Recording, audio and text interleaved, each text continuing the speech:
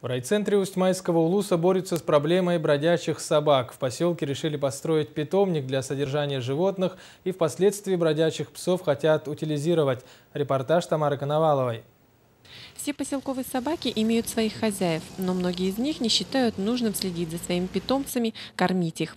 Отпускают их на вольные хлеба, допускают бесконтрольное разведение. Годами эту проблему не могли решить ни в одном населенном пункте района. И вот на уровне администрации поселений Усть-Мая и Петропавловска решили в Усть-Мае построить питомник для отлова и содержания собак.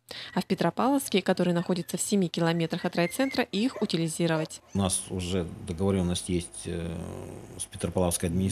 Мы хотим сгруппироваться, что у нас есть пункт передержки, у них есть как скотомогильник, потому что это же надо потом все это утилизировать.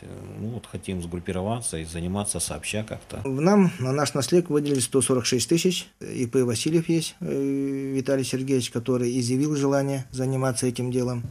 На нашей территории построили наследие, я имею в виду яму по сжиганию биологических отходов.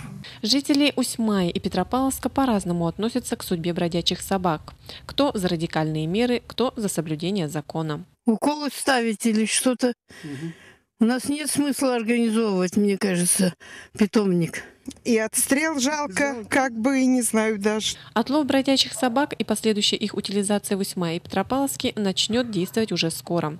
А к хозяевам отловленных собак принимать самые жесткие меры.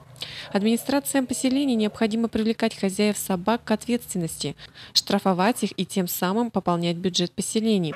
Может быть, тогда народ ответственнее будет относиться к своим питомцам. Тамара Коновалова, Юрий Владимир Таюский, Тимур Канаев, НВК Саха, Усть-Майский улус.